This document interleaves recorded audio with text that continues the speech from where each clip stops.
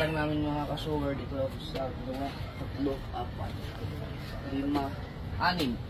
Naka-ready na lahat yan. Hindi lang mga kalaot dahil sa may bagyo pa. Sobra-sobra na itong kitang na ito. Hindi naman magagamit pa sabay-sabay lahat yun. Kaya okay na yun. Wala tayong magdagdag ng kitang.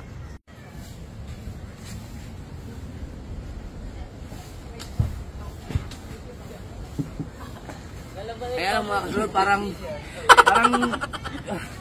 nabibitin pa ako sa kitang na yun. Kaya ito, buhayin natin yung kitang ginubit dito.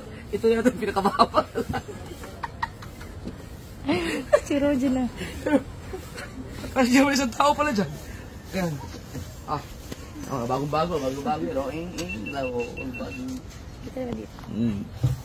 2 taon yata hindi nagamit yung kitang ginubit yan. Kasi binuhay lang namin. Ayan, okay na yun. Tapos sabay-sabay ilaw at lahat yan. Trangkasyo, abutin ng mga tagapandaw.